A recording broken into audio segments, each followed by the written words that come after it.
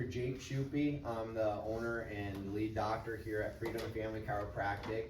And let me just say that we are super excited that you guys are here today. We've been working very hard on this class for the last 2 months. And I don't think there's a more important topic that we could be talking about than the beginning of life. And the impact of starting our children, starting our families, our babies off with the best chance of health is going to have a lifelong impact on your families, on your relationships, and their future families for generations to come. So I just want to applaud you guys. Give yourselves a big hand just for being here today. So we've got some great things that we're going to share. We got a ton of information that you guys are going to be learning today. And when some of these topics come up, a lot of you will probably have some questions. It'll probably raise some questions in your mind. If you do, jot those questions down, make a note in your phone. In your folder, there's a blank sheet. I want everybody to take that blank sheet out right now. That's your note sheet. So if you're a note taker, great, take some good notes. If you're not a note taker, today's the day you're gonna become a good note taker. And jot some things down. That always works too. But my hands aren't looking good right now. So, yeah, so if you have questions, I just ask that you hold on to those questions. We don't want you to miss anything that we have to share over the next 90 minutes. It's gonna be a power pack 90 minutes of good stuff. And one of the big reasons that we really have to talk about this topic more than ever. I mean, if you want to be successful and if you want a good result in something, being educated is important. But right now, the why is even bigger because the health of our children in this country are not getting better. It's getting a lot worse. And I just want to go over some things really quickly before I introduce our special guest here today. I want to just go over some why behind it. Take a look at some of these figures right now. So, there we go. Take a look at some of these figures. All right, so hopefully we can get this thing working here. There we go, just a little freeze there. So this was a study that was done over a decade ago now, and what they did is they look at 13 of the world's industrialized nations. And the United States is one of them. And so these are all countries that have developed healthcare systems. And some of these numbers are staggering. Low birth weight percentage, we ranked dead last. Neonate mortality, infant mortality, postnatal mortality, and years of potential life loss, we rank 13 out of 13th in these industrialized countries. But we spend more money than any other country in the entire world. We spend trillions of dollars on healthcare every single year. But of all these nations, it is the most unsafe nation in the world of these industrialized nations to have a baby. So just looking at that, not looking at anything else, would you agree that we have to do something different? Yeah. Yes, absolutely. And this is just the beginning of life. When you look at it several years out, what's happening to our kids right now, these numbers are outrageous, but just looking at some number one reason why kids go to the pediatrician right now, which is ear infections, it's more than doubled over the last 30 years. Childhood cancers are through the roof right now. Things like lymphoma, things like childhood leukemia, dramatic increases there. Childhood obesity has seen a 400% increase, which is no coincidence why there's now childhood diabetes. 1 in 50 kids has diabetes. And they used to call it adult onset diabetes. You don't even really hear that term anymore because there's so many kids that are getting it at younger ages. I could continue to go through more and more of these conditions. The last one I do want to mention is autism. And these figures on this one are actually quite old. It's worse than this now. It says 1 in 166 kids now have autism. Some of the latest numbers I've seen are about 1 in 80. For boys, it's worse. It's about 1 in 40 boys now are being diagnosed with autism. So we have to do something different than what the current medical system is telling us to do to take care of our families. And that's what today is all about. So, and the Bible tells us that faith without works is dead. Well, the same is true with this information that I gave you guys today, because that information without action or information without application is meaningless. So I really hope that you guys take some of the stuff that you learned today, apply it to your lives, and two ways that you're going to have an opportunity to, by the end of the day, to take action. You're going to hear some of the services, some of the doula services that we have to offer. Also at the end, you're going to have an opportunity, if you're not currently a patient here in the office, you're going to have an opportunity to schedule your first visit here and hopefully understand why that's going to be possibly one of the most important things that you can do for you or for your child. But I hope that you guys engage, plug in, focus, and we got some really good stuff. So you guys ready to go? Yes. All right. Well, I want to take a second and introduce our special guest here. And I just want to say that this is a really special woman that we have in front of us here. I've known her for 7-8 years now. And she served our office here at Freedom Family Chiropractic faithfully for 2.5 years. She helped her on the front desk. She helped people stay on track with their appointments. She came with me out into the community. We went to, hundreds of businesses, churches, organizations, groups where we taught chiropractic and helped people get healthy. She was my sidekick. We've changed a lot of lives just here in the RDU area over the last 6-7 years.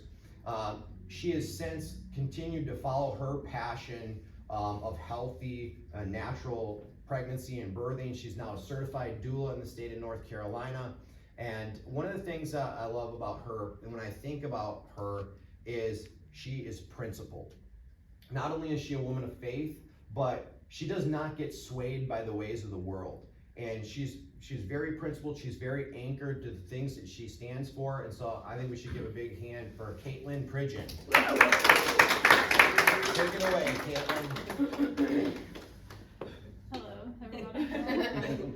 So I'm super excited to be here because we get to talk about my favorite topic, which is pregnancy and birth. I have been studying it for about 10 years now.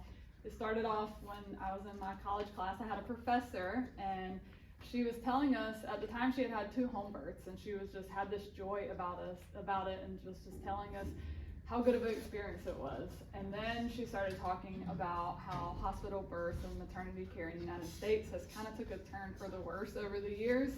And she was just planting those seeds, and at the time I was like, I need to start looking into it for my future self, because I want to have kids one day. And then 10 years later, I haven't had kids yet. So I feel like I have all this knowledge and this joy about pregnancy and birth that I need to share with other people.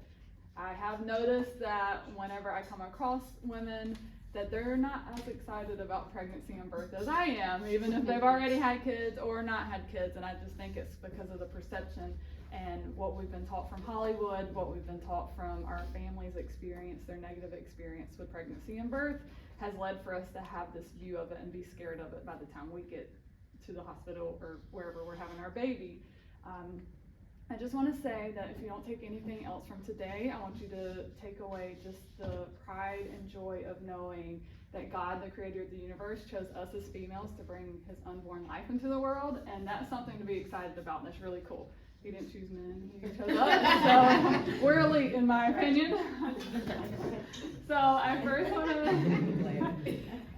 read this quote from Ina May Gaskin. So she is one of the top, in my opinion, top midwives in the United States. Back in the 70s, they started their own community together, and they midwifery was getting wiped out at that time, and they kind of brought it back a little bit.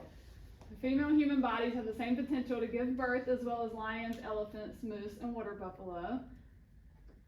Even if it's not been a habit through your life so far, I recommend that you learn to think positively about your body. So the first part, God created our bodies to give birth. We know how. We don't need help. It knows exactly what to do and when to do it. I feel like the complications have come when people try to interfere with it. And then the second one is mindset. That's going to be my first topic. Pregnancy and birth is just as much mental as it is physical.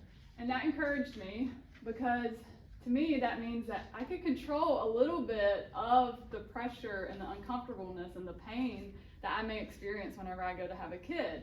You can train your brain to really think anything, and you can make things a reality just by speaking certain things to yourself. So there are ways that you can mentally prep for labor, and first thing I would say is the more you look at something, the more you watch something, the more normal it becomes. If the first time you see pregnancy or birth is when you go to have a baby yourself, if the first time husbands, if that's the first time you're seeing it as your significant other, it is going to be a little strange, and that's going to maybe cause the experience not to be that great because you're so focused on, oh my God, I've never seen my wife look like that, or oh my God, I've never seen myself look like that. So if you watch it, you become desensitized. Everything we watch on television, unfortunately, it's kind of like violence, like that. Kids, they may play video games, and then we become desensitized to violence. If you watch birth and you look at pictures of birth, it's going to become normal and not as weird, so that when you get to that point, it is like, makes it a little bit more comfortable. So the first thing you can do is reading positive affirmations. If you've never done this before, it may feel a little weird speaking things that you may not necessarily see in front of you right now, but this is going to help you have a better birth experience. I'm going to show you a slide that has some examples in a minute. Incorporate forms of daily meditation and prayer into your routine, and learning natural pain management and breathing techniques. So that is going to help your body relax and just take away some of that pain and uncomfortableness. You have to train your brain. These are some examples, pregnancy affirmations that you should be doing the whole time you're pregnant, and your birth affirmations. Death and life are in the power of the tongue. So the Bible tells us our words have power. We can speak things into reality. What I like to do, if I feel myself speaking negatively, I'll say afterwards, because that's exactly what I want. Oh, I'm so broke, because that's exactly what I want. I'm sick all the time, because that's exactly what I want. Bad things happen to me all the time, because that's exactly what I want. If you don't see the positive things around you, you have to speak against those, because you can make things come to life just by your words. So even if you feel bad while you're pregnant, you're having morning sickness, even if you're scared to death of the whole process, you have to speak against those. Significant others, you are not off the hook with this, so you are going to be able to help your wife, significant other, partner, because there is going to be a time during her pregnancy and birth that she's going to be like, forget everything I said, throw it all out the window, I don't care, take me to the hospital, give me all the drugs, I just want this to go away right now, I want this baby out. And that most likely means she's in transition or her baby's about to come out. But you need to be her rock, and you need to speak her affirmations with her and remind her that she was created to do this and she can do this. So, next topic I'm going to talk about is doula versus a midwife. How many people know what a doula is? Okay. How many people know what a midwife is? How many people thought it was the same thing? Okay. So, a doula is a labor support person, like emotional support for the mom, and a midwife is a trained healthcare professional that delivers the baby. Midwife helps from the waist down, doula helps from the waist up. Doula does not deliver your baby. I'm going to go over the details, a little bit more about what a doula is. They are not a medical provider. We're going to meet with you during your second and third trimester to get acquainted, basically become friends, and teach you relaxation and breathing skills, answer your questions about the birthing process, help you understand labor and delivery procedures and possible complications, and help you develop a birth plan, plus many more things. These are just examples. I repeat, doula is not a medical provider. They have been shown to have huge benefits to having a doula present at your birth. I'm just going to go over some of these. Tends to result in shorter labors with fewer complications. That right there, I'm sold. If having one more person that supports me and is there for me emotionally and knows what I want is going to help me have less complications and a better birth experience, then okay, that's all I need to know. Reduces negative feelings about one's childbirth experience. Just having a doula present makes you feel more positive about the whole birth experience. I think that's so cool. Reduces your need for Pitocin, forceps, and vacuum extraction, so medical interventions. Reduces the need for C-section and greater success with breastfeeding. It's just showing that the more people you have on your side that know you, that know what you want, it's just going to help your experience even better. Doula doesn't interfere with the birth process, offers physical and emotional support, unloads your anxiety and fear, less interventions, and advocates for you. They're not going to speak for you. They're not going to tell the doctor something that you haven't talked about with them. They're just going to be there to remind you of what you said that you wanted. So now we're going to talk about midwives. Most people think the midwife is at home birth, but 90% of midwives in North Carolina do practice in the hospital. There are two different kinds. Certified nurse midwife. They have a master's in midwifery. They're a registered nurse.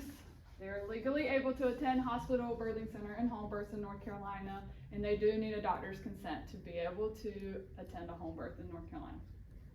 Now, a certified professional midwife, they have an associate's degree in midwifery. They can attend home births legally, but it's depending on the state. North Carolina is not one of those states. Does not go to medical nursing school first, so they do tend to be more naturally minded.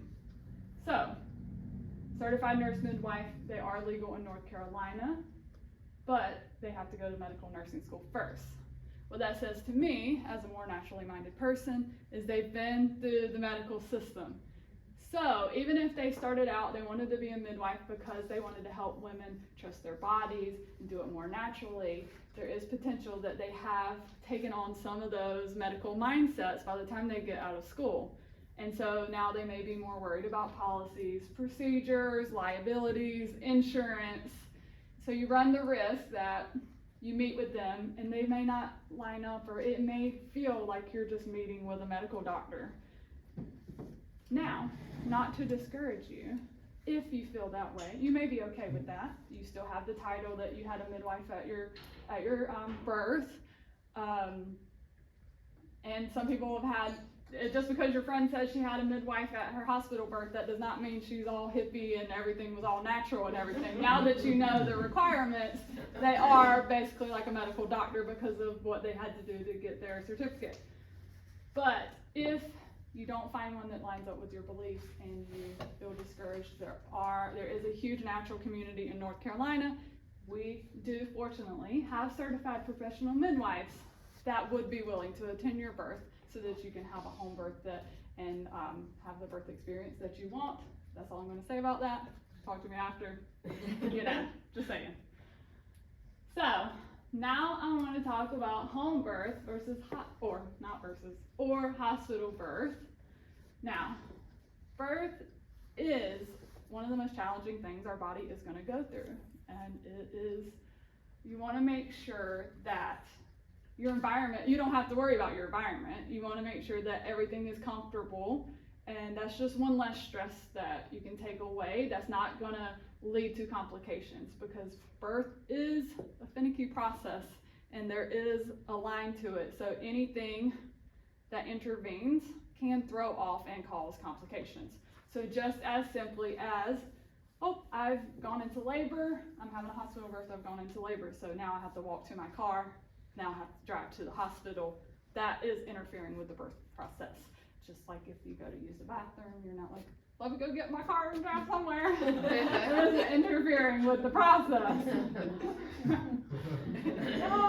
I didn't practice that part. That was special. So right now I want to, as we're talking about home birth, just because, like Katelyn said at the beginning here, we need to have more positive experiences. Like she mentioned, like if you become accustomed to it, you see more things, you hear more things about it. You've probably heard enough bad things. There's enough bad things that get reported. We need to hear more good things. What about all the good birth stories? What about all the babies that have been born naturally and these amazing experiences of life, instead of hearing all the horror stories that the news and the media and even other people want to tell you? So I want to bring up somebody right now who has some knowledge and some experience with this. So Arlene, would you come up for just a second? Let's give Arlene a hand. So the reason I brought her up here is because so you've had some home births before, right? How many births at home have you had? I had 4. So that is pretty awesome. So 4 all boys, right? Yep, they're all fine young men, right? So 4 home births. Tell us a little bit about your experience, or just something encouraging from that you can share with these people today. In my experience, let me just say first that they were all very well planned. I didn't go into it just saying, oh, let me have a home birth. I met with a midwife. We talked about what can be expected, how she was going to work with me, what my visits were going to be in monitoring my pregnancy. I would have to say that in each and every birth, everything that was expected went according to plan. Wow. But I would have to say that nothing is perfection. My first birth, as you know, the first birth is always long, or as it is expected to be longer than subsequent births. And that in fact came true, and it kind of stalled out. My labor stalled out to such a degree that the midwife was present with me, and she was there through it all. But she was very patient, and she monitored very carefully, and heart rate was good, everything was going good. So it took me 36 hours to birth the first baby. But I knew what to expect. So you had a plan. That plan. And you went into it with some prior knowledge. So what would you tell people? Because a lot of people, they don't even consider home birth as an option these days. So what's something that maybe you would say to that? It's very much an option, but it's not offered. If you're in medical circles, you're not going to be presented with the option of a home birth. So I would just say have an open mind and look into it, and see what's involved, and it can be a wonderful experience. I had 4 wonderful birthing experiences that I would say were not interfered with. I did what I needed to do, what I felt at the moment I was able to do, walk around, hold on to a sink. My house in New Jersey had one of those old-fashioned sinks, so I was actually able to stand in front of it and hold on to it. I almost gave birth right in the bathroom. The midwife wasn't there to tell me, maybe you should move out of the bathroom, it's kind of small in here, and she was trying to be there. So we moved to the bed, and everything proceeded from there. Well, hey, thank you so much for sharing Yeah. that. Let's give her a big hand for sharing. So we just wanted you to hear from somebody who's done it, somebody who's had these babies at home. It is possible. It's been done for thousands of years in the home environment, and saying, hey, like, this is a real option, and it can be done safely and effectively. And we just wanted to see, hey, no matter what you choose, hospital, home birth, or birthing center that Katelyn's gonna go into in a little bit, it is an option that you should look into. So, Katelyn, take it back.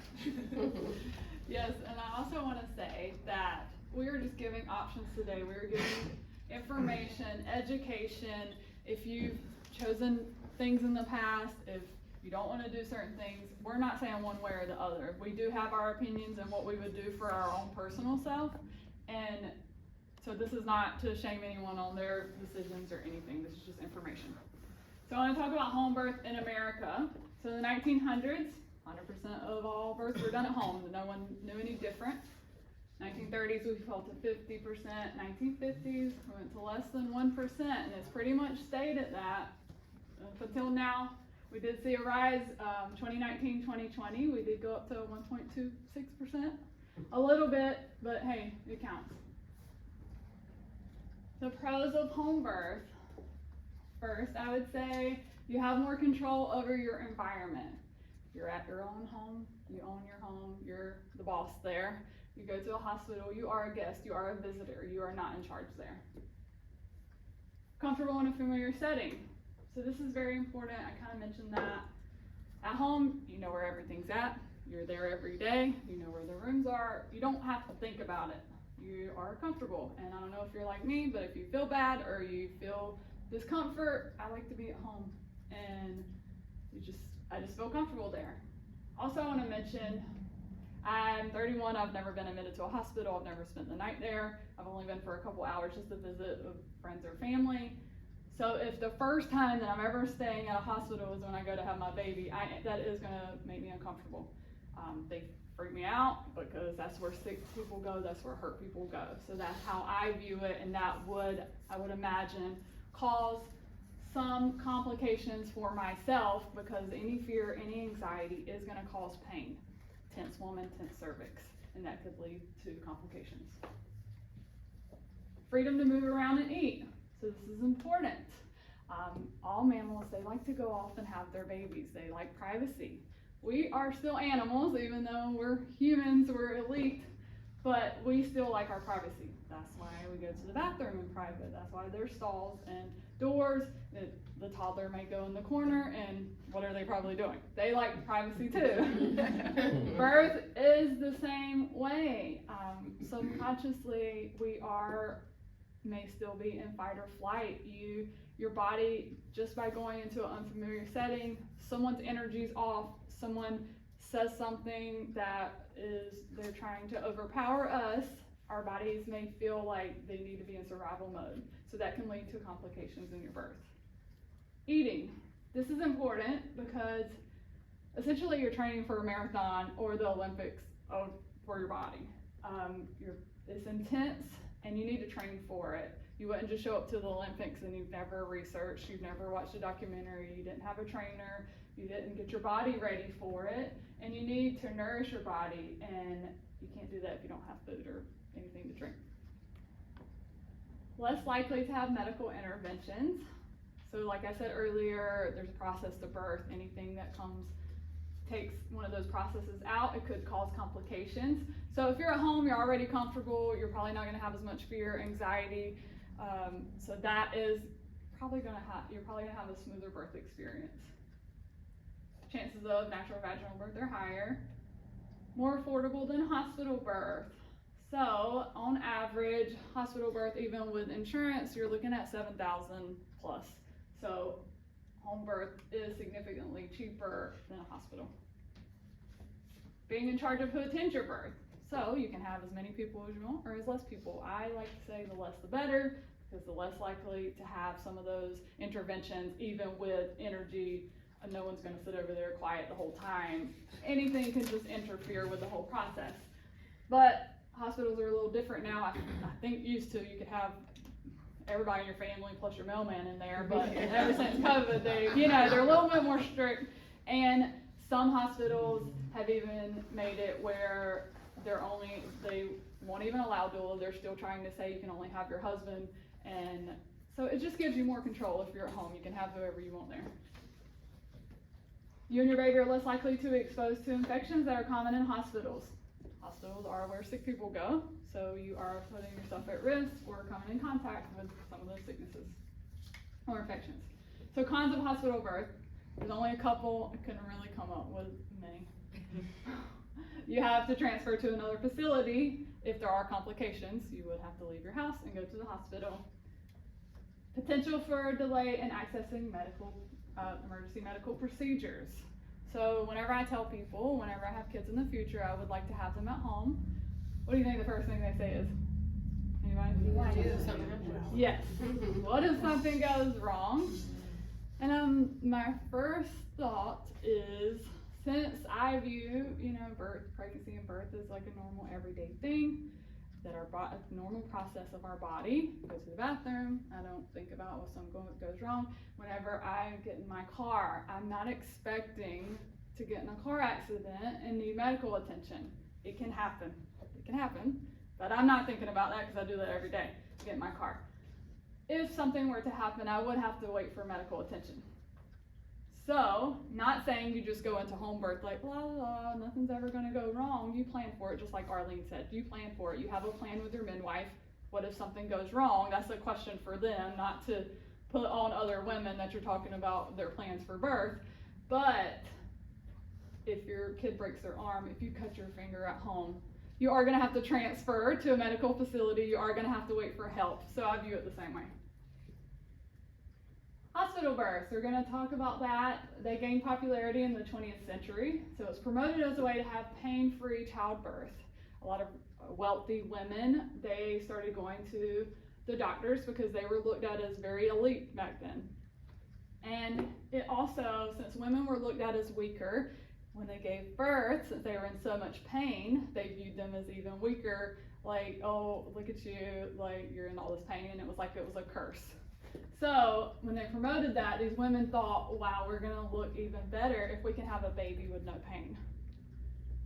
So, and also it's promoted as a clean birth space. So they weren't in sanitized areas back then like our homes are now. So it was a sterile environment and you could have a baby with no pain. They thought it would make them seem stronger and better. It actually ended up dehumanizing them more, in my opinion, because they would drug them up, they would put these women in a room, strap their arms and legs down for them to have their baby on their own in a dark room, and then they'd wake up with a baby in their arms and not know how it got there. So even though it seemed like you didn't have pain in the moment, these women, years later, they would have flashbacks and PTSD just from this birth process. So, benefits of hospital birth, you are in a medical facility. So if something goes wrong, you do have medical attention there, right then and there. Resources. If you're struggling to keep food on your table or you don't have housing, there are social workers on site that can help you and give you information about that. Nurses to clean everything up. That's probably a good thing because you don't have to worry about that. And like I mentioned earlier, insurance covers some of the expenses. Now, vaginal birth, we talked about around $7,000 with good insurance, and then C-sections we're looking at between $15,000 and $20,000, and that is, other things can happen that can add to those fees as well. And I will say it is hard to get a set price. If let's say you have a midwife home birth, she's going to be like, all right, it's going to be this much. That's it. Hospital, you get that bill after, and then you're like, wow, I touched the toilet paper in the bathroom, they charged me $10. So they can't really give you an accurate price on this is how much you're going to be paying. It's afterwards, and then you get the bills for however long after that. Disadvantages of hospital birth, so we're going to talk through some of these. Hospital environment can stall birth, like I mentioned earlier. Anything that you mess with the birth process, your body can subconsciously feel a certain way and your cervix can close up. Let's say you had a midwife at home and you could be 7 centimeters dilated. You get to the hospital, just to transfer, just going into a different environment. Or if you get there and they do a cervical check and the person that gives you the check doesn't have a good attitude and you don't feel connected to them at all, could actually close up and you could stall your birth and go even down back to 4. Different nursing staff rotating shifts, so you have different medical providers coming in and out. Unfamiliar environment, we kind of talked about that earlier. Medical intervention likely encouraged and hard to refuse. So you can go into the hospital having your whole birth plan, very strong in your beliefs. You may get there and you may be all excited because you just went into labor and your blood pressure may go up, and then they're like, well, this needs to happen because your blood pressure up and your baby's in danger. More than likely, at that point, you're gonna be like, okay, whatever you say I'm gonna do. And you're not gonna question them because, someone in authority, and when they talk about putting your baby at risk, I understand. It makes it harder to think logically, take some time, and you're more than likely, it's gonna be hard to refuse what they say or question what they say. That is why it is very important that you research this stuff beforehand, all the things they're gonna do. If you wanna have your baby in the hospital, that's fine, but you need to know beforehand, from the time you walk in that door, everything that they're gonna do and why they're gonna do it, and if you're okay with it, and what you can refuse and what you can't refuse, and why you may refuse it. it is your body, it's your pregnancy, it's your baby, it is your responsibility, it's no one else's responsibility. They are providing a service for you, they are working for you, they are not the end all be all, they don't know everything. I don't know everything, Dr. Jake doesn't know everything. It is your responsibility to know why you want to do things and why you want it to be that way. Not able to move around freely, you're stuck to a bed, they're going to put the monitors around your belly, they're going to put an IV in you more than likely. Water birth may not be available depending on the hospital. So not everyone wants a water birth, but it is nice to have the option. So just like I was mentioning earlier, like if you feel bad and you're at home, like if you're having pain, you might get in all different positions, you try a bathtub, you get in the bed, you do all these things. Labor and birth is the same way. You might not think you want a water birth, but sometimes it's good to just have another option. Like if you're in pain that you didn't think you would feel, just getting in the water will help. But not all hospitals offer it, but that's why you also need to research the hospitals that you are in the area. So you may not know, one might offer it and one might not. Don't just go to choose the hospital that your mom and your grandma and your neighbor and you were born at and all your siblings were born at just because that's what you know. Attached to an IV, we talked about that, continuous monitoring cervical checks. I suggest looking into this and why it may have disadvantages of having a monitor on you the whole time and multiple cervical checks that could lead to an infection, and like I said, it could stall your birth if the person giving you the check is not that fun to deal with, because it's still, they're, you know, in a serious area and your body knows that, and it can be uncomfortable. Wishes may not be honored. So your medical doctor, you could have your birth plan, they could be all set and ready and cool with it, and then you go to have your baby on a random day and the person on call is not your doctor. They may be like, I don't care what your birth plan says, we're doing this. They can't do that. So just keep that in mind. You have to know what you want and what you're, informed consent and all of that. Less control all around. It's not your house, it's their house. Transfer to hospital can disrupt labor. We kind of talked about that. So now we're going to talk about the option of birthing center. So this is like the middle ground between hospital and home birth. Like a home birth, just not at your home. So it is set up like with a bed. It can look like your home, and you can bring things to make it feel homey and set up the environment. So I'm going to talk about advantages of that. Homey environment, staff will clean up, still an advantage. Someone else is there to clean up. You don't just have one person there. Water births available. Large beds available for family bonding. Encouraged to eat and drink throughout labor, which is huge. Your birth plan is easily accommodating.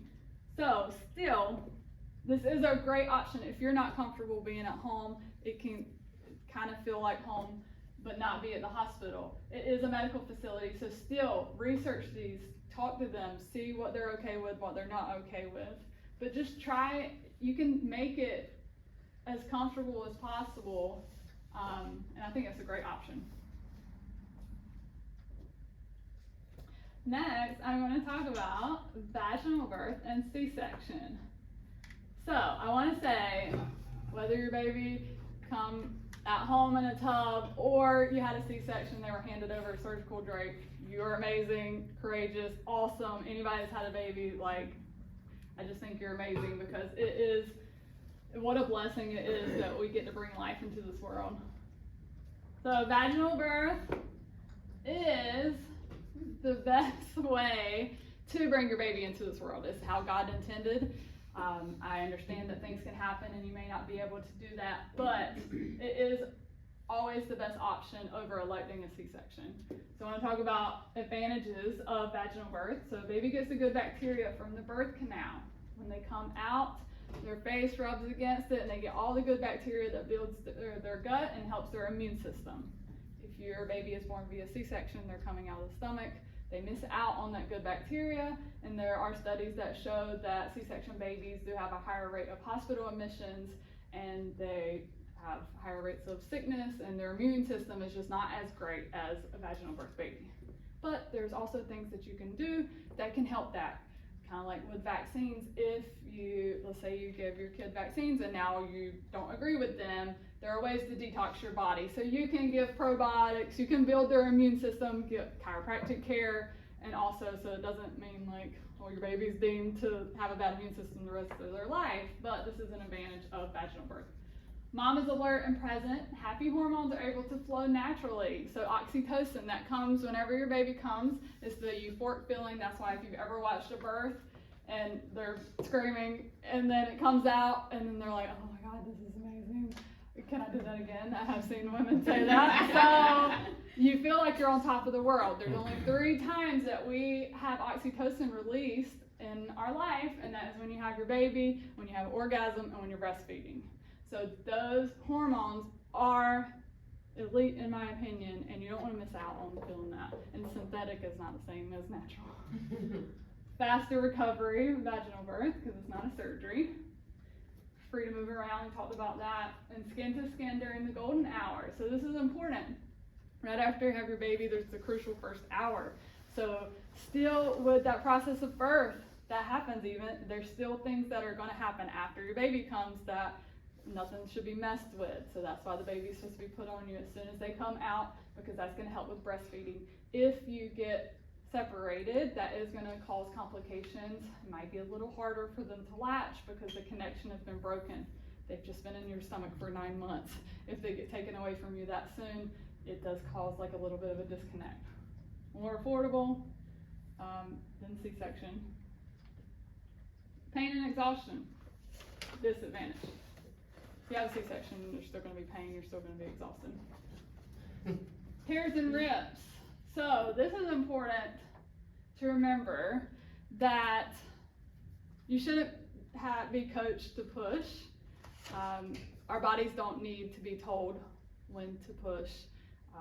They know what they're doing. Someone else can't tell us when we should push the baby out. So that can cause tears and rips if we're pushing when we shouldn't, we're pushing too hard, just trying. And I know at the end you're just like, just get it out.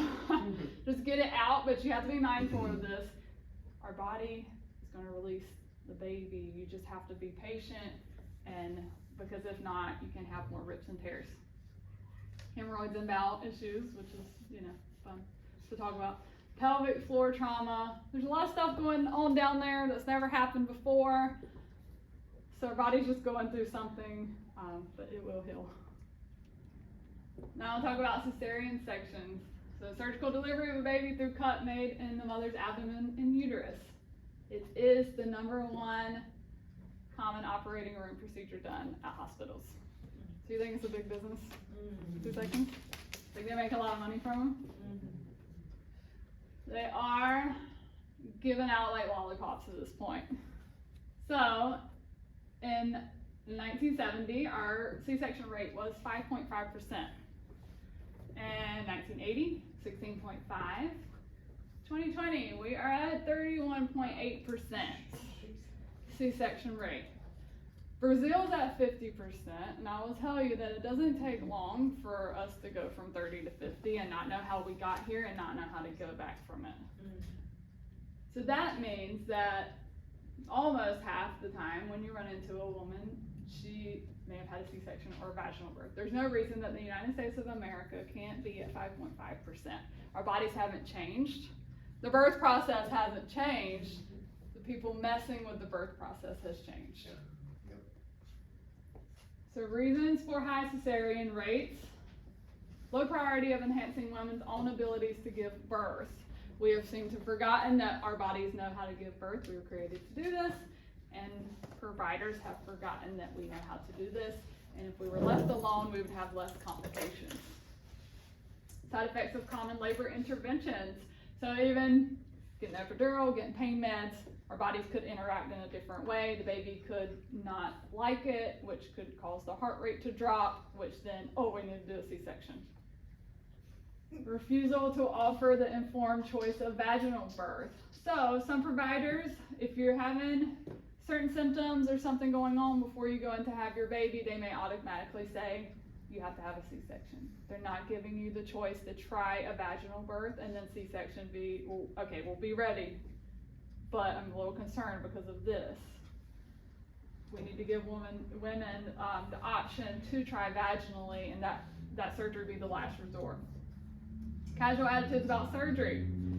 Since most women that we run into have already had C-sections, it's like it's nothing. The providers are acting pretty casual about it. Oh yeah, it's fine.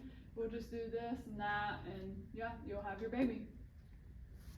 Limited awareness of the harms, why you shouldn't choose to elect a C-section, and why you should choose a vaginal birth. I don't know if that is explained the way that it should be. Incentives to practice in a manner that's efficient for providers. So if you see the rate of births go down after 4 o'clock in the afternoon, if you see the rates of births low during holiday, Christmas and New Year's, July 4th, Flag Day, I don't know, they may be scheduling around their schedule. So just be mindful of that. If you are due around a holiday, just keep your antenna up if you feel like you're being pressured and all of a sudden your baby's too big. It's okay to switch providers at the last second, so please remember that, like, it is your birth and your body, and if you don't feel comfortable, you can get a second opinion. Women's great trust in their maternity care. So when I read about this, and I read some studies that said that women are pretty satisfied with their medical care. That makes me very happy that people are happy and people feel like they trust people and they're satisfied. The only red flag is that means that they may not necessarily question things that they're being told. Your doctor has been taught one way. They have policies and procedures.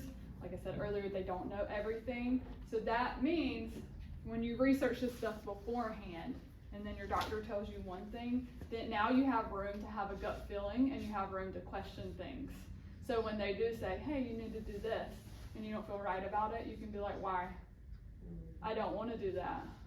And you can know when to walk away. But if you don't know, and if you've never looked into it yourself, you're going to listen to everything they say.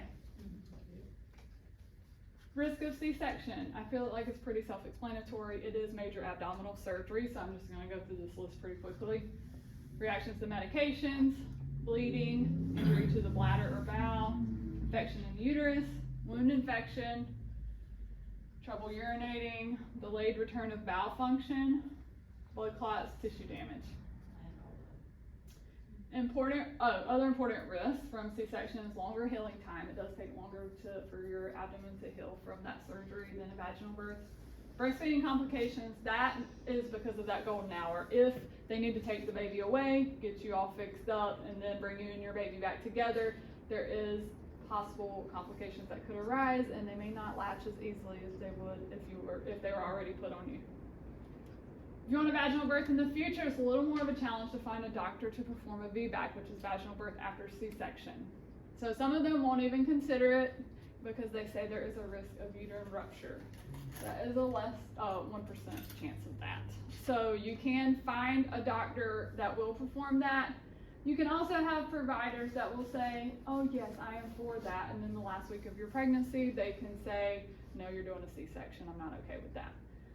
So the issue with having multiple C-sections is there's scar tissue. So you're on your second pregnancy. Now it makes it harder for them to cut that area because it's like a web. And they're like cutting. So just know it is possible for you to have vaginal birth after C-section. Just because you had a C-section does not mean that you have to have another C-section. You just have to find a provider that will deliver your baby. You have to do a little bit more work, which you should know. This 9 months is work.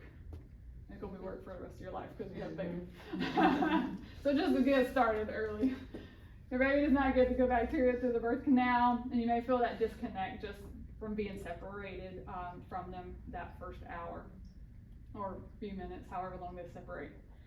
So, giving birth should be your greatest achievement, not your greatest fear. I want you to take away from today, question everything, research everything. It is your responsibility to learn what you want and why you want it and how our bodies work, and get comfortable with birth because it is natural. It's not a weird thing. It shouldn't be a weird thing. This is what we were created to do. And if there's anything that I touched on today that I didn't go as deep into it as you would hope, or there's other topics you have questions about, please there's on that paper, write your name and number down. Like, I would be happy. I can literally talk to you guys about birth till next Wednesday if you want. So I would be happy to answer any questions. I am going to go over my services and just things that I offer, just so you know what comes with it. So the basic package, 2 prenatal appointments to discuss the concerns, fears, birth plan, and provide education on multiple topics. Unlimited phone, email, and text support through pregnancy. On call from 37 weeks until birth. Comfort techniques during labor and delivery, along with constant reassurance, education, and help making decisions. Immediate postpartum support for up to 4 hours, and 1 postpartum visit 2 to 4 days after birth. Last minute package, 37 weeks and up. Phone, email, text support during pregnancy, on call from 37 weeks until birth. Comfort techniques during labor and delivery. Constant reassurance, education, and help making decisions. Immediate postpartum support for up to 4 hours. Prenatal and postpartum, if you want extra, it would be $50. Special for event today, took $100 off the basic package and $75 off last minute. But the first thing is just to do a consult. It's a free consult. We just meet with each other, see if we connect, to see if we like each other, and just to talk. Yeah, so even if you guys plan to have a baby in the future, you're not currently pregnant, or if you are currently pregnant, like, we can still meet with each other. I would love to talk with you guys about all of that. This is a research list, so you can take a picture of that if you want, but also I have a list with other things that you guys, if you put your name and number down, email, I can email it over, and it has resources, documentaries, and books that I've read that I do recommend everyone look into. Some of these that stand out a little more: circumcision, the vernix, obviously topics that we talked about, you can dive deeper into that. Placenta encapsulation, definitely look into that. We didn't talk about that today, but I get really excited about that. But Dr. Jake's going to come up and talk to you guys about some of his topics today, but thank you. Let's give Katelyn a big hand, guys. So, just going back to this for just a second. Inside of your folder, there is a sheet that has the same list of this services, and so whether you're currently pregnant right now or you're looking into possibly having a doula in the future, just make sure that you just jot down, fill out the bottom part of that sheet. It's on the back side, and before you leave, if you'll just hand those at the front desk, basically all that means you would be doing is just setting up a consult to meet with her, just to see if that'd be a good fit. But at the end, you can just drop those off at the front desk. She'll find a time that'll work for you, and see what you guys can do together. Yes, real quick. Jake, the question just popped into my head, do you practice chiropractics on pregnant women? Yes, ma'am. Yes, he does. You're reading my mind. There you go. You are reading the next good stuff coming forward. That's gonna be the last thing that we talk about. I have 2 main topics that I'm gonna be diving into right now. And the first thing that we gotta talk about are shots. Now, before we dive into this, I understand fully, so I've been teaching on vaccines for about 10 years now, over 10 years. This is a topic that I think is very, very important, and I know that this can sometimes be an emotional topic. It can sometimes be a controversial topic, but it's an important topic. So there is no judgment here. There is no shaming here about whether you're for, if you're for them, if you're against them, if you've had somebody that's had a severe reaction to one of them. I understand this can be sensitive, but we just gotta have a mature conversation. So we're gonna be talking about effectiveness, and we've got to talk about safety. There's currently 2 shots on schedule for pregnancy. According to the CDC, there is the flu shot and the DTaP shot. We are going to be touching on the COVID shot because they are giving it to pregnant women right now, and there's some things that you definitely got to know. And the thing is about vaccines is most people just don't have a lot of real information. They've just gone by hearsay, the medical providers, their recommendation, and really don't have any lists of what's in them or how well that they work. So we're going to talk about them today. First, we're going to go into the flu shot. Well, how effective is the flu vaccine? Now, these stats I pulled straight from the CDC website. Not that I believe everything that the CDC tells me, but this is from their words themselves. It says that the shot is only 40 to 60% effective.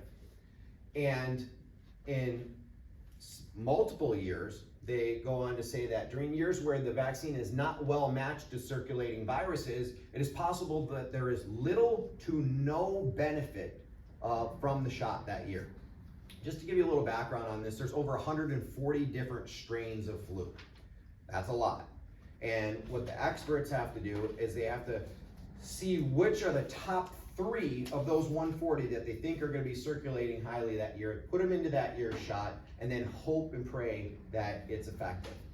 Now, if I were to go to the store and get some appliance at the store and the box told you that it only worked half the time, is that going to be a reliable thing? Would you probably spend your money on it?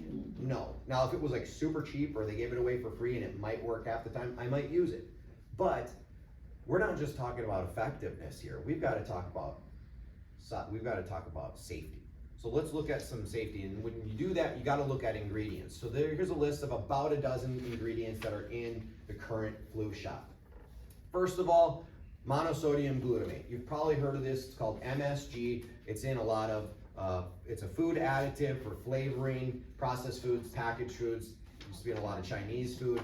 This is an excitatory neurotoxin. Means it's toxic to the nervous system, and they're putting this right in the shot. There's 3 different antibiotics that are in the flu shot right now, and antibiotics are really meant to be for life-threatening situations and infections. They are there for a purpose, but they should be used sparingly because they do weaken the immune system. Since they destroy not just bad bacteria, they destroy good bacteria that really can negatively affect the gut, affect the probiotics in your stomach, and then weaken the immune system long term. Now, I thought that the goal of vaccines are to strengthen the immune system, yet we can see that there's clearly ingredients that do the exact opposite of the goal. I'll mention one more thing about the antibiotics in a minute when I get to the bottom of this list. 2 different carcinogenic substances. We've got polysorbate 80 and beta-propylactone, which are known carcinogens. And then the 2 that are the most concerning to me are the 2 bottom ones, aluminum and mercury. So mercury is in thimerosal. That's the compound that the mercury is in. And this is a heavy metal, and mercury is one of the most toxic substances to the human body. It causes nerve damage, it can cause brain damage, and get this, I just learned this about a year ago, and I've been looking into these for a while, but I've recently found out that antibiotics slow or inhibit the detoxification of mercury from the body. So even though if this is a half-life of a couple months, meaning how much is coming out of your body, these slow it down, keeping the toxins inside of your body longer, causing more destruction to the nervous system. So you have to ask yourself, is it worth the potential benefit that's only maybe 50% effective for the known definite risks that are involved? And looking at the bottom one a little bit more, so the mercury, here's a snapshot of how much mercury is in your typical 0.5 milliliter flu shot. 25 micrograms of thimerosal in your average flu shot. Another thing to mention is that shots are not size and dose dependent. The same shot that they give to a 300-pound grown man is the same shot that they give to a baby. Now tell me, where in medicine, getting a little riled up here, so I'm calming my voice down a little bit, because I care about this, and we want to help people. So if I get a little riled up, just forgive me for that. But the same dose as a grown man they give to a baby. Where in medicine, even within the allopathic model itself, do we not adjust dosage depending on size? There's no other place where it's ever even allowed, but for some reason in the vaccine industry, it's not even talked about as far as body weight and dosages. So that's another concern. Now back to the topic on the screen here. Something is considered a hazardous waste. For mercury, it's considered a hazardous waste at 200 parts per billion. So let's say 200 parts per billion got spilled on the floor over here, or in your workplace. They would literally, by protocol, they would be mandated to block the area off, and somebody, you wouldn't be allowed in the area anymore. Somebody with a hazmat suit would have to come in and carefully clean up that mess. But at 25 micrograms, that is 250 times what EPA considers a hazardous waste. And not only is it spilt on the floor, it's being injected directly into your bloodstream, and for some reason, that is just considered to be okay. I don't know about you, but you have to ask yourself, is this something that I'm okay with, injecting that much toxicity into the body? And when we look at some of the things that happen from these flu shots, here's one of them. This is a quote from Hugh Fudenberg. He's the world's leading immunogeneticist. So this guy knows a lot about the immune system. And he did over 10 years of studies from 1970 to 1980 looking at tons and tons of cases. And he found that people that got 5 consecutive flu shots have a 10 times greater risk of Alzheimer's. Is that a big difference? Yeah, that's a very big difference compared to people who had 2 or less. Well, why? It's this toxic accumulation of mercury inside of the body where, yes, you've heard scenarios of somebody getting a flu shot and then getting Guillain-Barré syndrome or even dying after a flu shot. I know people personally, patients that have come into the office, I know multiple people that have gotten Guillain-Barré syndrome just after an initial flu shot. Well, that doesn't happen to every single person that gets it, but after 2, 3, 4, 5, you can see how this accumulation of toxicity can then lead to other serious health issues down the road. It's something that doesn't get talked about enough. So you need to make your decision. Number one, is it worth it as far as the effectiveness? And then, am I willing to take the risk involved when I know some of the ingredients and what it can do to my body? So that's the flu shot. Let's talk about the DTaP shot. This is the other one that's currently on the schedule. So DTaP, that stands for diphtheria, tetanus, and pertussis. Well, diphtheria, all 3 of these are bacterial infections. And diphtheria and pertussis, these were more prevalent in 1500s, 1600s, 1800s.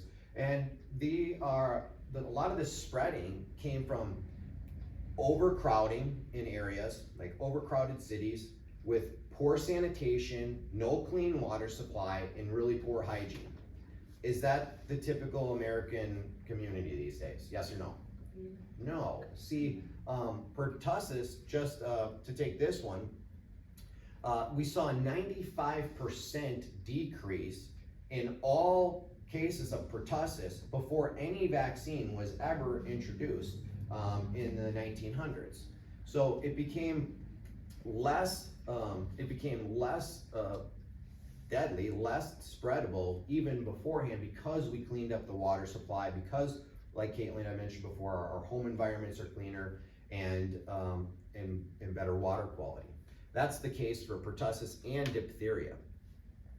Of the 3, pertussis is the one that is the bigger concern.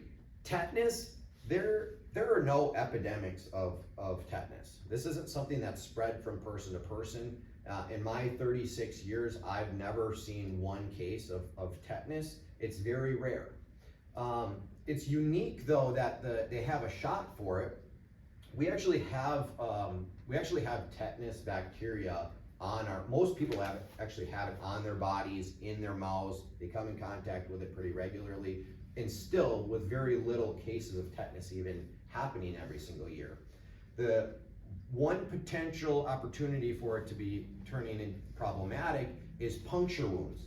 Not just scrapes or cuts or nicks, which that's pretty much anytime you get a cut, they're telling you you need a tetanus shot. There's one scenario, and it's a puncture wound. because a puncture wound can become an anaerobic environment. Anaerobic meaning no oxygen. It needs an oxygen-less environment in order to fester. That is very rare in everyday scenarios. So, but I find it interesting that what is a needle? What type of a wound is a needle injection? It's a puncture wound, and there's bacteria that's inside of it. So you have a higher risk of getting tetanus from a puncture wound than you would in any other normal scenario that you are in everyday life. So that is something else that's important to understand as far as, is there even really a need for a tetanus shot? Same thing with diphtheria.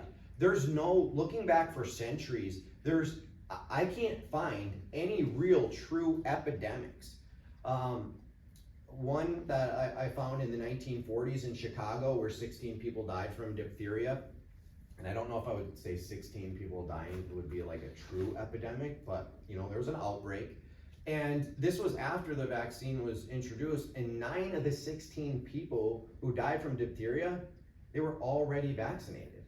So diphtheria and tetanus, I don't even know, I question, is this really even necessary to even have a vaccine for?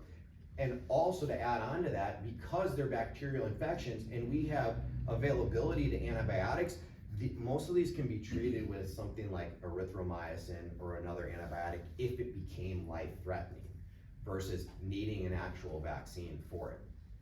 The one to be thinking about the most though is pertussis. There were epidemics in the 15, 16, and 1800s where tens of thousands of people did die.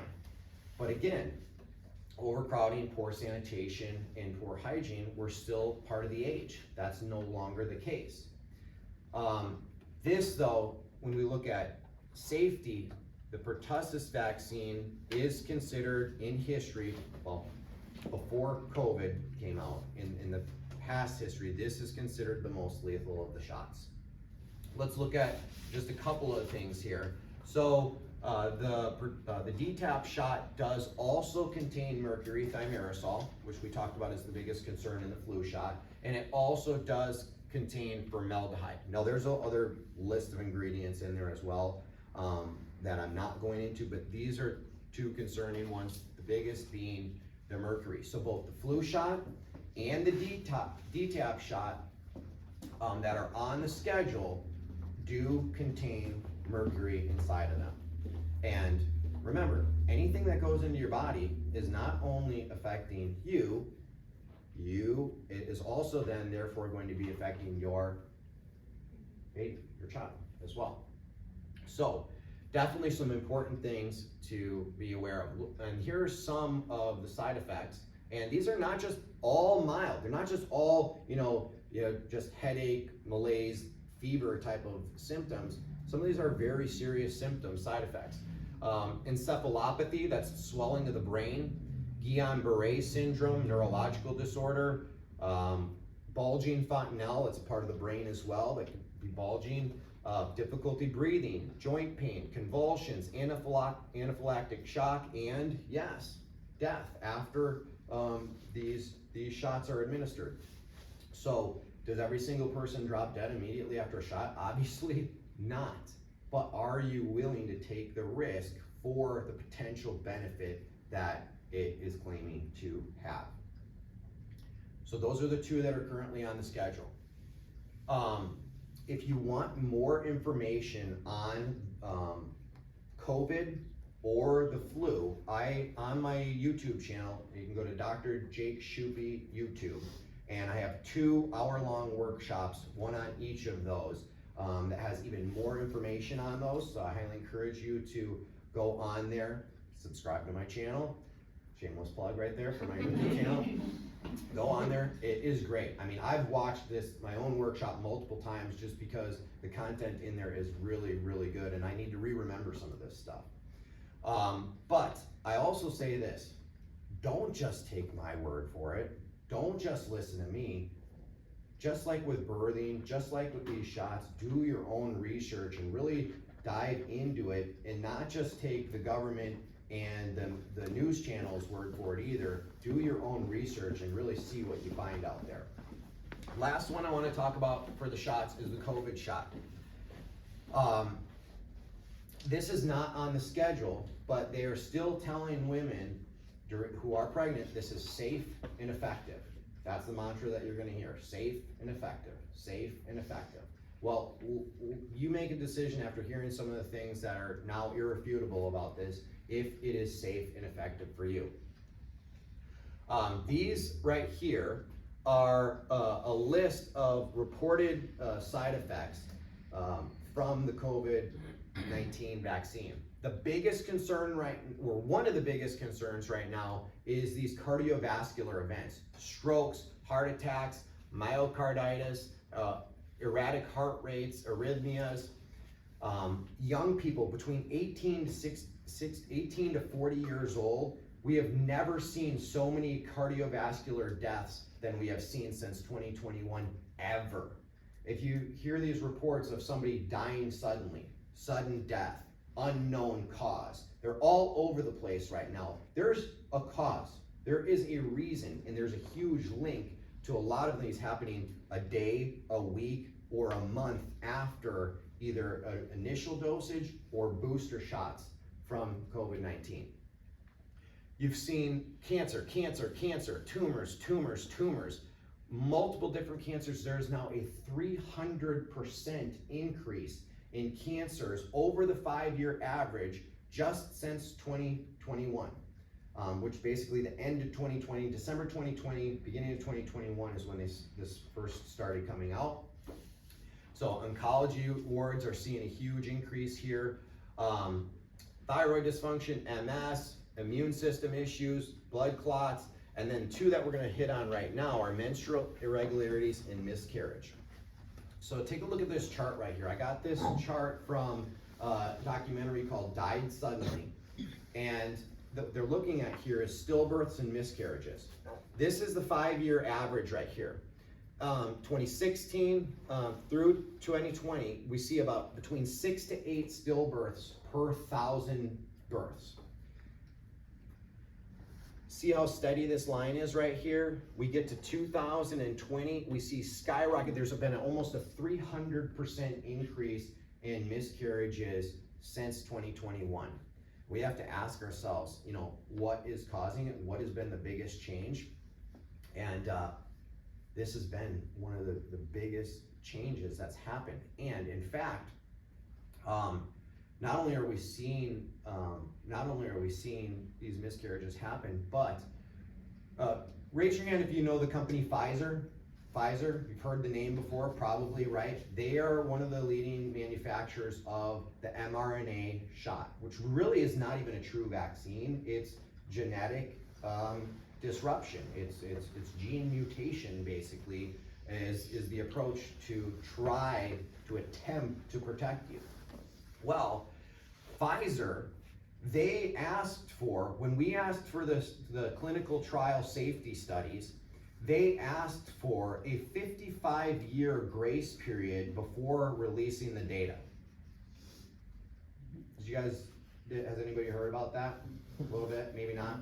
Okay, if you had a product that you trusted, that you were really proud of, that you knew that it worked, that you knew that it was safe, you'd get the data out right away because you'd be confident in it.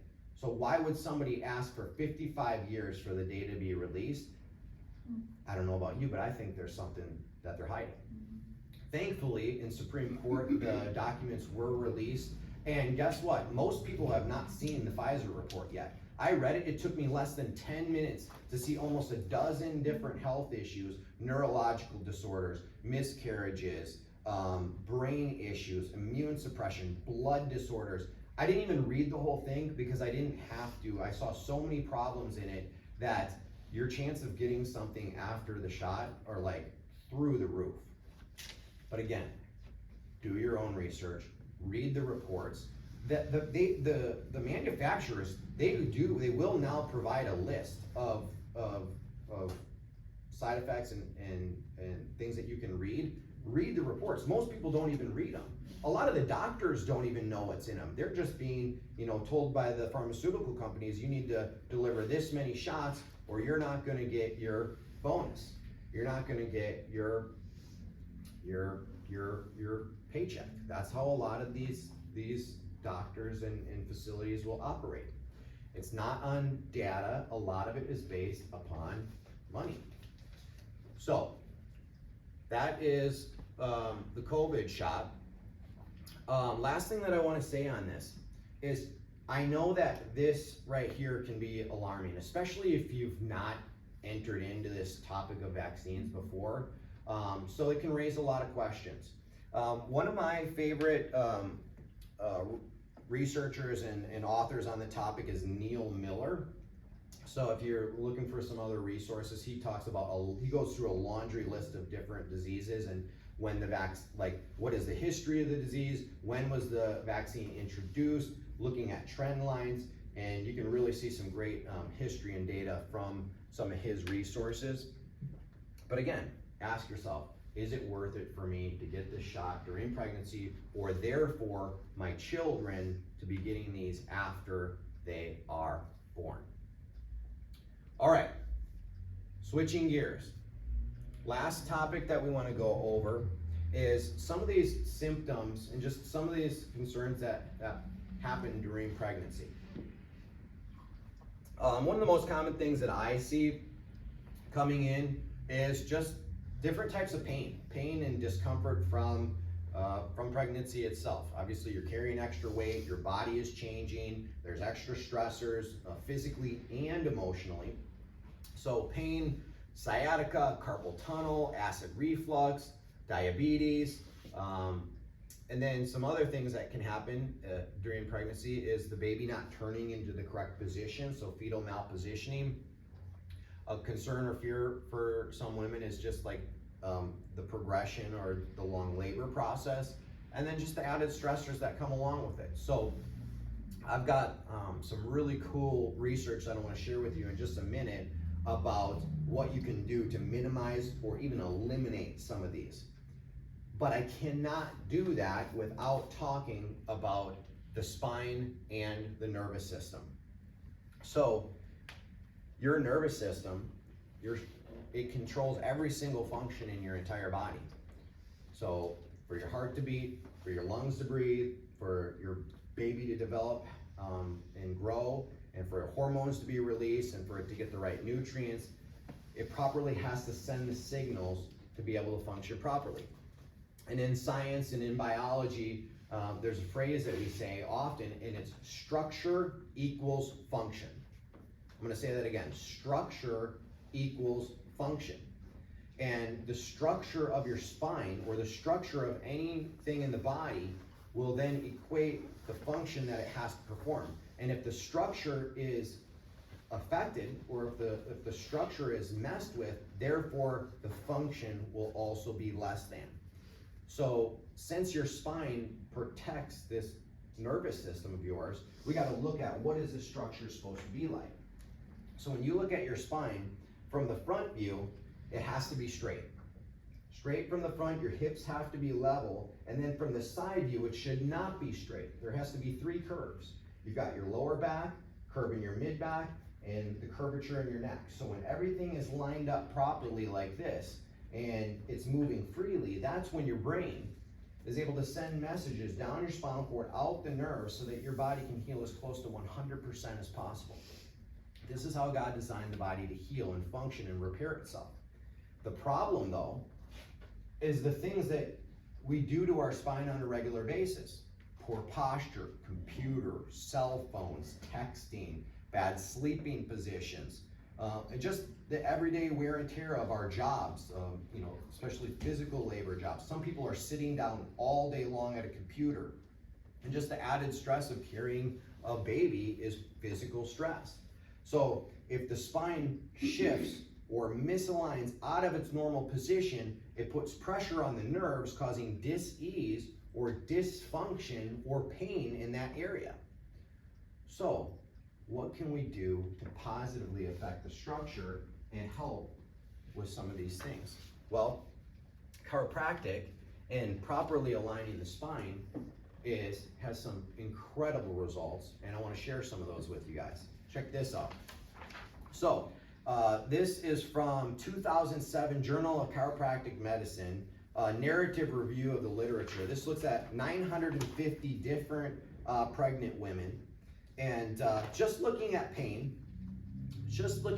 itself, of all these pregnancies, we've seen an 84% decrease or elimination of pain. So of all the women that went through chiropractic care, of these 950 women, we've seen that 84% of them saw major relief from pain.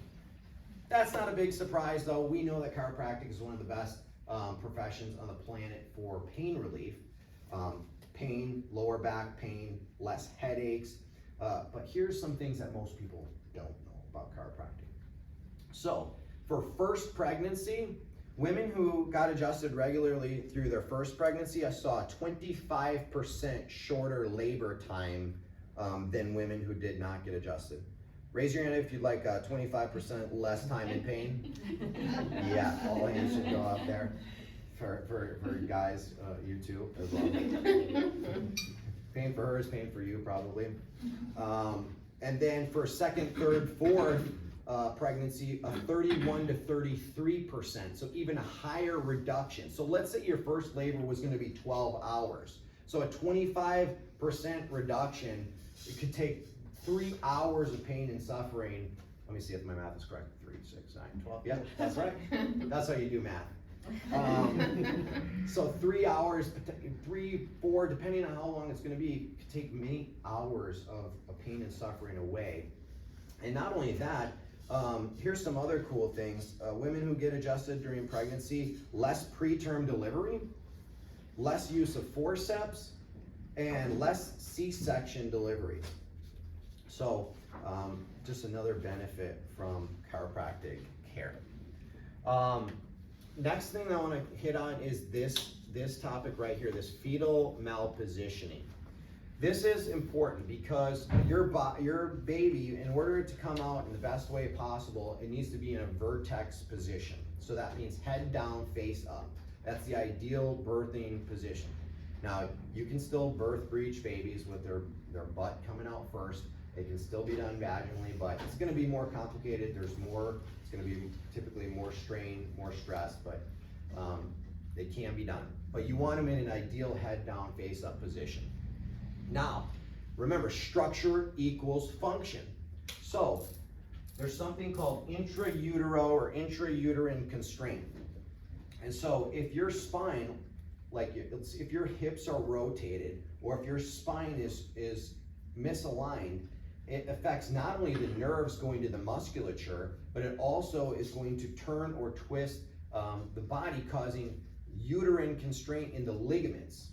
And there's several ligaments that connect to the uterus. One of them is the round ligament. And if there's tension or tightness, this constricts the movement of the baby inside of the uterus. And if they can't move properly, they cannot properly turn into a vertex position, causing a much more difficult labor. Difficult labor is going to increase the rate of C-sections and increase rate of birth traumas as well.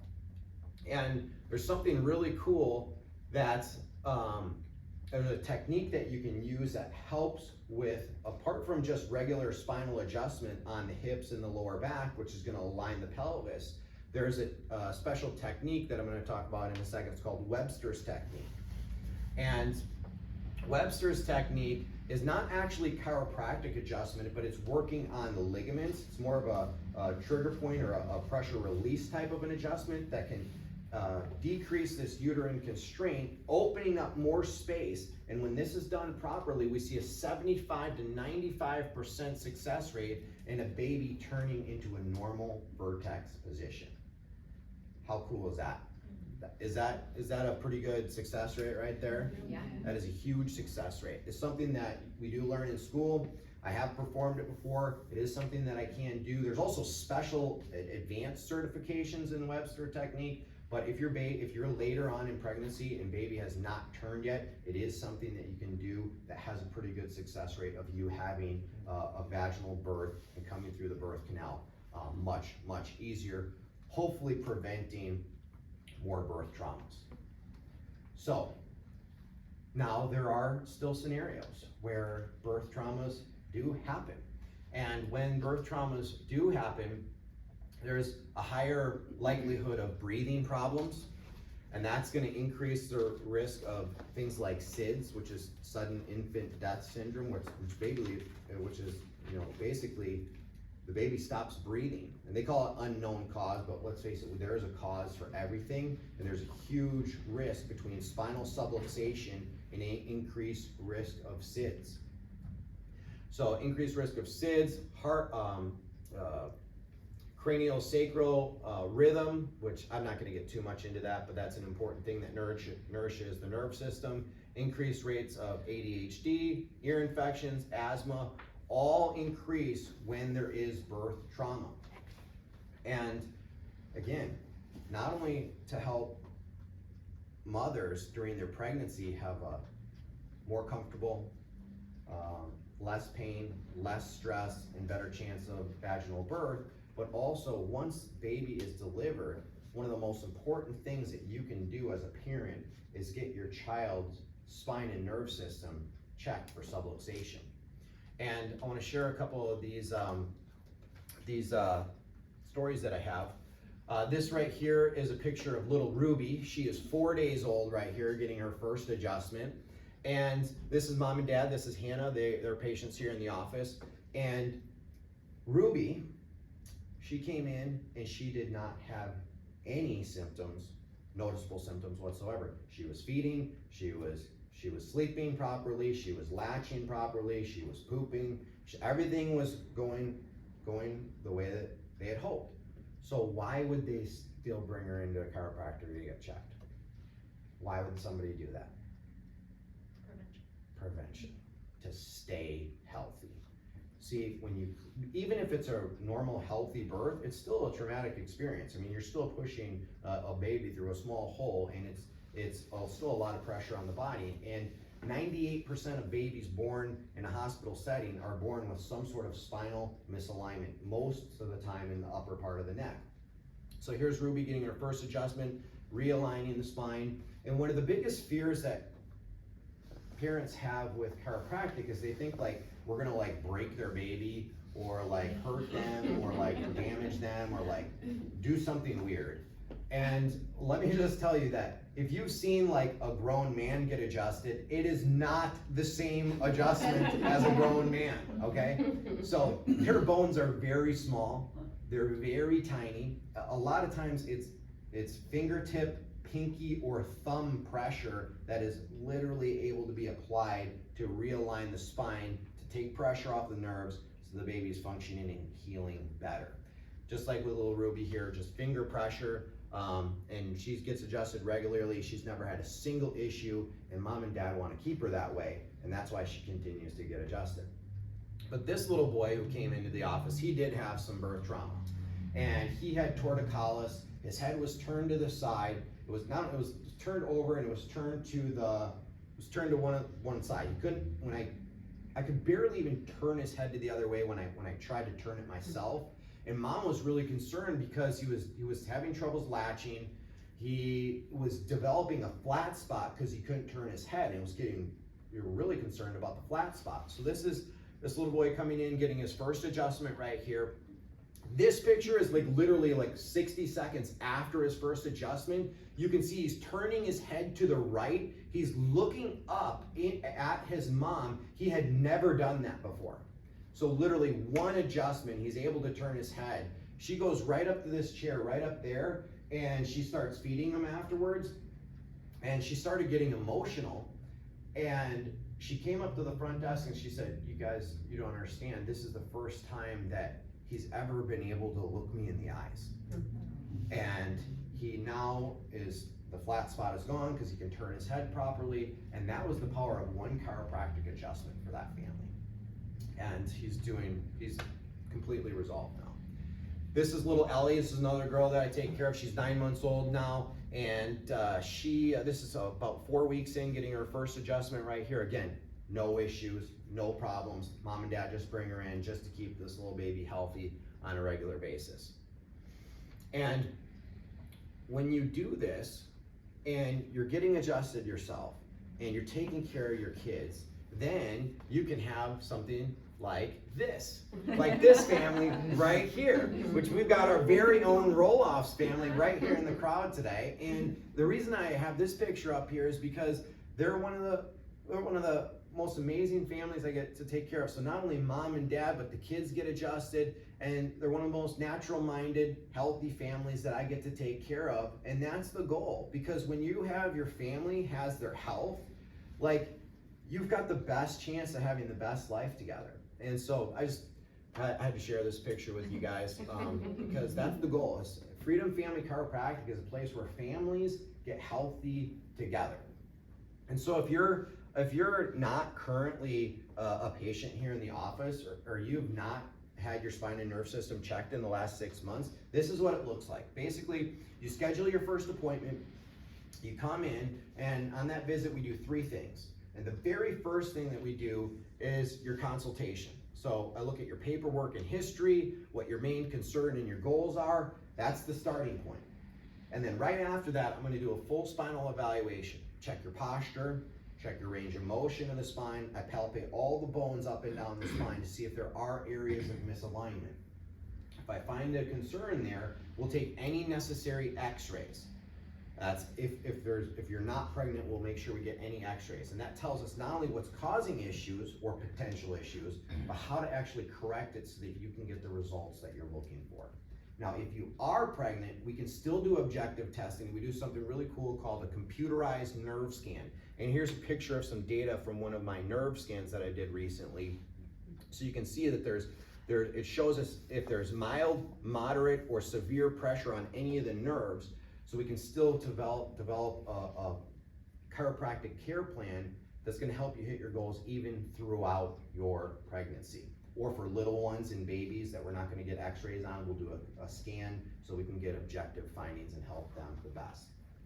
And not only that, if you schedule your first appointment in the office, what I'm going to do is when your baby comes, I will do their initial examination and their first adjustment on me. I'm going to take care of that, complimentary, because this is a place where we value families and we want to make sure we start our people off right in doing that. So that's a $280 value. If you schedule an appointment today, it's just $37 to do the initial exam. And we'll make sure that we get the information that we need for you. So if you want to do that, inside of your folder, this again, if you're already a patient here in the office, this wouldn't apply. But if you are, inside of your folder, you're going to see a little sheet. It's a little health survey. And on that survey, here, can I borrow your packet for a second there, Josh? So it's going to look like this. And on this health survey, all you have to do is just check off any of the symptoms that you've had in the last 6 months. If there's been any, you might just be, wanting wellness care, preventative care. But if there's symptoms, you check any of those off. And on the top line there, you're just going to put, just fill out the top. Put your name, put your phone number, best number to reach you at. And then what you'll do is at the end of the event here in just a couple of minutes, you'll just take this right up to the front desk. And Garland, raise your hand. That's Garland back there. She's going to help you pick out a time. She'll give you some paperwork, answer any questions that you have, and make sure that we get a time picked out for you to get your initial complimentary evaluation. So if you've not had that done before, that's probably one of the best things that you could do for yourself and for your family and your future kids. Also, again, if you just to bring it back to some of the other things that we talked about today, if you did not have a chance to fill this out yet and you want to set up a consultation with Katelyn, just jot down your information on that sheet, plop those on the front desk, or you can hand them to one of us, and we'll make sure that we get you connected with her as well. So that is what we have for you guys for today. Some of you need to be adjusted. If you missed a visit and you need to do a makeup visit, you'll be able to get adjusted today. I know some of you are already on schedule for that happening. Once we get things kind of put back together here, you can get warmed up, and we'll get you your adjustments in the bays here in just a second. But I just want to leave you with I really hope that you guys consider some of the things that we talked about today and apply some of this. I hope it was helpful. Again, don't just take our word for it. This is kind of might be the beginning for you to dive into these even further. And not just for you, but you've got family members, you've got friends, you've got coworkers that you care about that need to hear this information as well. So just share some of the things that you learned with people. And we're gonna help more people in our community to do that. And I just wanna thank you guys for being here. So that's all we have for you guys for today.